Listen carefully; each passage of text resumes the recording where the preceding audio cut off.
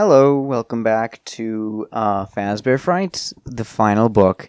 Today we're finishing off Prankster. So, we left off with Jeremiah playing a little a prank that Parker set up for him, which is totally a prank and not anything to worry about, where Parker and Hope have been sort of kidnapped, and Jeremiah has to save them, only he's having none of it, and he thinks the whole thing's a prank, but it definitely doesn't appear to be.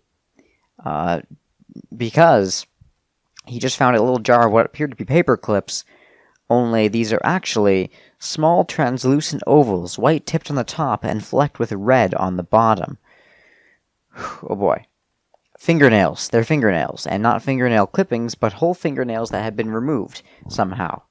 Jeremiah felt the bile rising in his throat. He gagged.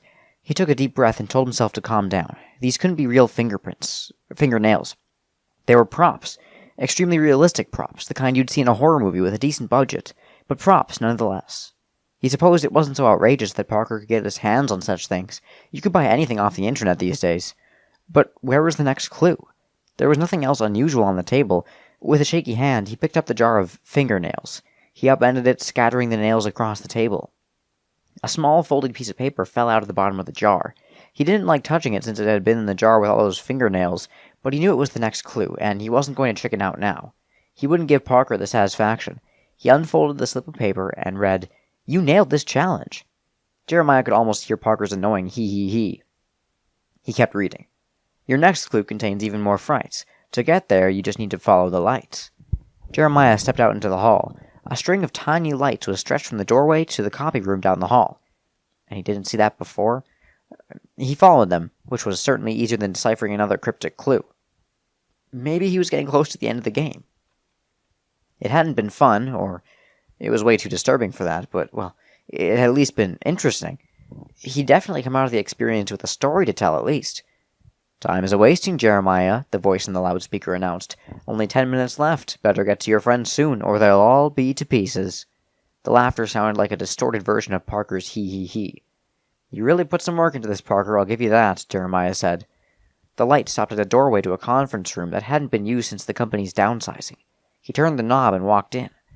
Sitting on the table, lined up as if staring at him, were 3 eyeballs. 2 of them, Jeremiah noticed, had brown irises.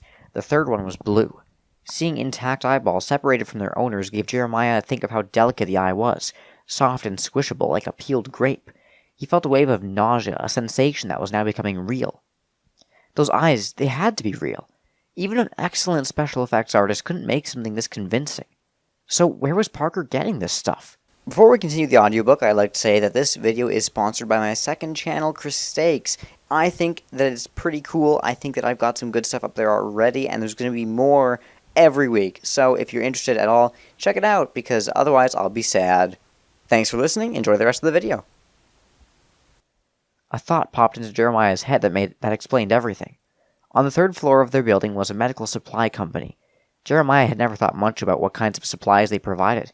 He had thought scrubs and maybe masks and gloves, that kind of thing. But what if they dealt with medical waste, body parts left over from surgeries that were going to be sent to medical schools for study and dissection? If so, Parker could have bought some spare parts from them. Jeremiah felt suddenly better, confident that no one had been harmed in the creation of this elaborate prank. You'd think he would feel worse knowing now that these definitely aren't props and that they're actually human things. Just, sure ones that didn't come from anyone who was murdered to get them, but, still human parts. Whereas he thought they were props before. He spotted a slip of paper sticking out from under the blue eyeball. He didn't want to touch it, so he nudged it with the blunt end of a ballpoint pen. The eye rolled back, and he grabbed the note and unfolded it. "I see that you're moving closer to your goal. Follow the lights to make things right." A new string of lights stared at the conference room doorway, and led farther down the hall. They stopped at the office, which had belonged to the PR person before she was laid off. He tried the door and walked inside. A medium-sized gift sat on the table. It was wrapped in white paper decorated with shiny multicolored letters spelling "Happy Birthday," and topped with a big silver bow. Jeremiah was starting to lose the pleasure he had felt in unwrapping gifts. Still, he tore through the paper and lifted the lid of the box. Resting inside a nest of light blue tissue paper was a pile of fingers. Maybe as many as 12 or 13, but it was hard to say because many of them had been chopped into fragments. 2 of them were missing fingernails. Jeremiah couldn't help it. Prank or no prank, he vomited into the wastebasket. Once he was able to normalize his breathing, he looked inside the box again. One of the fingers was small, and obviously had belonged to a female. It was wearing a delicate silver ring with a light blue gemstone in it. Aquamarine. Hope's birthstone. He realized with horror that it was Hope's ring, the one she always wore on her right ring finger. Did this mean that the severed finger belonged to Hope? He bent over to examine it more closely. There was a small, dark freckle just below the finger's first joint. Jeremiah had spent so much time looking at Hope that he had memorized her face, her hair, her hands. Okay, a little bit creepy. This was not her freckle, not her finger. He felt a brief moment of relief, but then felt bad for feeling relieved. Even if none of these fingers were Hope's, they were still human fingers. This had gone beyond a prank. It was a sick game, and it had gone too far. Jeremiah had often said that Parker didn't know when to stop. He was only realizing now how true that statement was. And even if it wasn't Hope's finger, it was still Hope's ring. What did that mean? Could Hope be in some kind of danger? Was Parker hurting her? Enough is enough, Parker, Jeremiah yelled. The game had gone on too long. This needs to stop now. Feeling like things are getting out of hand? The voice in the loudspeaker said, laughing. There's only one way that this game ends. Follow the lights before it's too late for your friends. Jeremiah ran. Before, he didn't want to let Parker see him sweat, but if Hope was truly in danger, he had to get to her. He had wasted too much time already. The lights ended at another empty office, the large one occupied by the boss, when he actually bothered to show up. Jeremiah couldn't remember the last time that had been. On the large oak desk was a cardboard box with round holes cut into the lid. A note attached to the box said, "For the key where your friends hide, roll up your sleeves and reach inside." Jeremiah pushed up his shirt sleeves and plunged his hands through the 2 holes in the box. Instantly, he was up to his wrists in something cold, wet, and squishy. It would be more accurate to say some things that were cold, wet, and squishy, because the more Jeremiah felt around in the depths of the box, the more he became aware that he wasn't just feeling one slimy mass, but individual items. His hands were tangled up along snaky tubes. Intestines. Jeremiah hoped that the innards he was feeling had come from some unfortunate livestock, from a butcher shop, but in his mind he knew better. The medical supply company, he told himself. All this stuff came from the medical supply company. It was from people who died of natural causes, who donated their bodies to scientific research. But even as he tried to convince himself, the words were sounding more and more desperate and ridiculous. If these body parts were for study or dissection, wouldn't they be preserved in some way? All the parts he had encountered during this horrible game seemed disturbingly fresh. Jeremiah feared he might be losing his mind. Was this how you lost the game? By losing your sanity? He fought off wave after wave of nausea to rummage through the offal in search of the key. Finally, his right hand felt something hard and metallic. He grabbed it and withdrew his arms from the holes in the box. When he looked at his hands, they were stained red past the wrists. He held up the key. Okay, I've got the key. Is the game over? Do I win now? Because I'm done. Do you hear me, Parker? I'm done. What quest ends with just finding a key, Jeremiah? The voice in the loudspeaker boomed. Don't you have to find out what it's a key to? Don't you want to save your friends?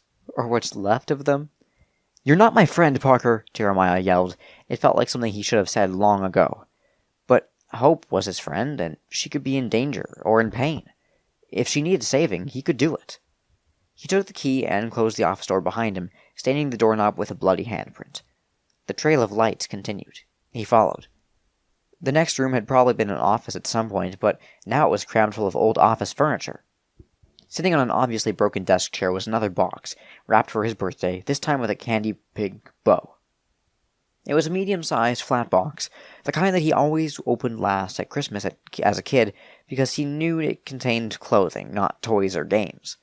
He was pretty sure this box didn't contain clothing. He didn't want to open it, didn't want to see what was inside, but if he was going to play the game all the way through on the chance of saving Hope, he had no choice. He tore off the brightly colored wrapping paper and lifted off the box's cardboard lid. When he saw what was inside, he screamed. He tried to muffle the scream with his fist, but tasted the blood that still covered his hands. He looked at the contents of the box, driven by a need to make sense of what he had seen. Jeremiah was looking by a face that had been stripped from a human skull along with part of the scalp and hair. It took him a moment longer to recognize who the face belonged to, but then he started to put the pieces together. The brown hair with the distinctive forelock, the full lips that had so often been stretched into a self-satisfied smile. He almost expected the lips to part in a he. "You still think this is Parker?" the distorted voice in the loudspeaker said. "No," Jeremiah said, surprised to hear the sob in his voice. "No, Parker's right here." He didn't want to, but he found himself looking again at Parker's peeled-away face. Jeremiah wiped tears from his eyes. If Parker wasn't running this sick show, then who was? Jeremiah realized that as long as he had thought Parker was in charge, he could entertain the notion that no matter how bad or cruel things seemed, it was all an elaborate prank. But now it became clear that this was no prank. It was real. There was only one word that made sense to Jeremiah right now. Run. He ran, ignoring the trail of lights, ignoring everything except what appeared to be the quickest route out of the building.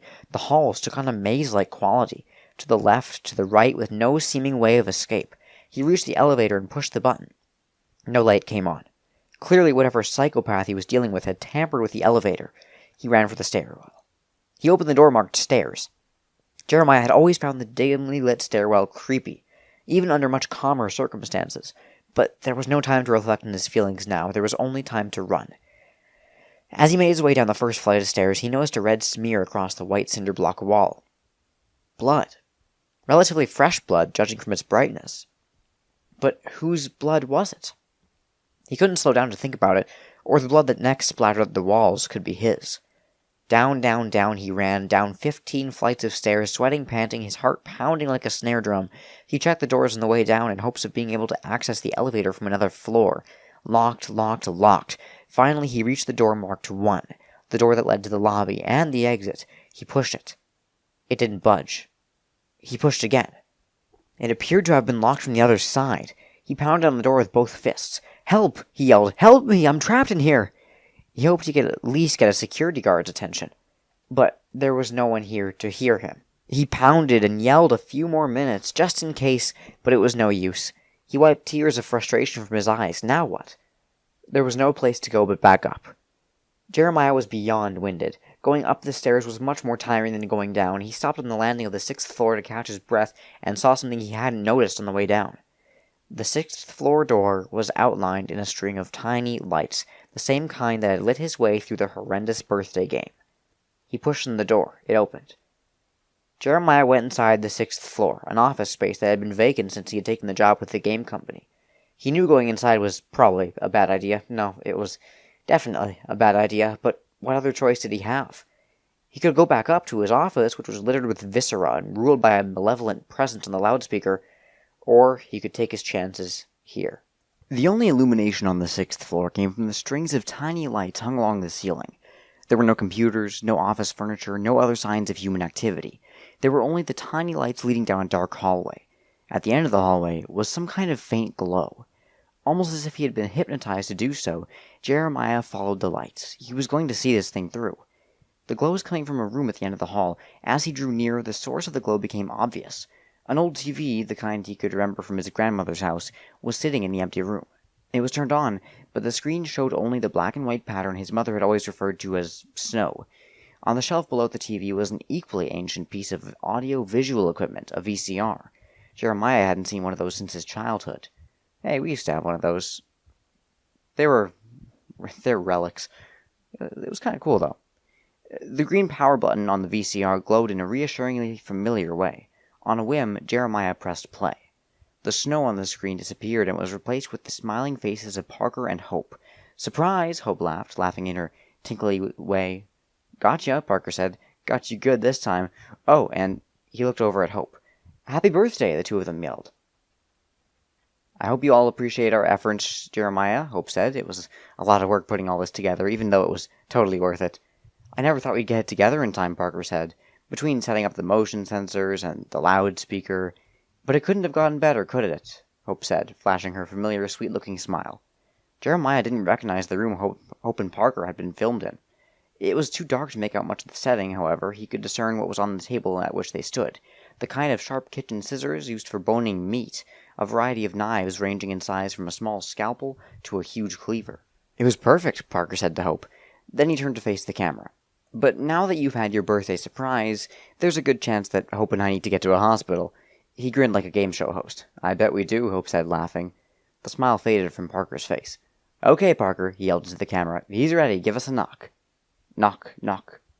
At first, Jeremiah thought the knocking was coming from the videotape, but then he realized the source of the noise was a supply closet a few feet away from him. Something, was knocking very low on the closet door from the inside. Without even thinking about it, Jeremiah started backing out of the room, though his gaze was still fixed on the TV screen. "Now, if you'll excuse us," the Parker on the video said, "Hope and I have some work to do." Parker leaned over toward the camera. He was holding a big pair of pliers, which he opened and closed menacingly, then let out his trademark hee-hee-hee. The screen went black. Jeremiah stood, frozen in confusion and terror, as the supply closet door slowly inched open. What the hell? That's the end of the story. That's the entire thing. Okay. It really feels like they didn't have time to come up with an actual ending there. Also, first thing I think of after reading this story, why was it a FNAF story? They're making a FNAF a VR game, which never actually is important to the story at all. Like, this could be not even just like any other VR game. They could have any other job, and the story would still like work out the same. Employees playing pranks on each other that goes terribly wrong. The story is pretty good, I think, like right until the very last bit of the ending, where it just kind of cuts off. But why is it a FNAF story? So, on the day I'm recording this, we got the cover for Tales from the Pizzaplex, Volume 1, I believe, which is looking to be very similar to this series. I really hope it is better, because this series is not my favorite anymore. I'm not so sure what went wrong. It's really odd. I don't know what to say. This story really fell off, in my opinion. I heard people say that it wasn't their favorite, but I didn't know that, to such a large extent, it was so, in my opinion, bad. It has great parts, but it just doesn't really come together in the end, in my opinion, or feel like a FNAF-based story. That's really all that there is, in my opinion, that makes it bad, but it's enough for me. Let me know what you guys thought. I'm still puzzling this over. Yeah, that's about it. Thank you guys for watching, or listening, or whatever. Tomorrow we'll do Kids at Play. I'll see you then.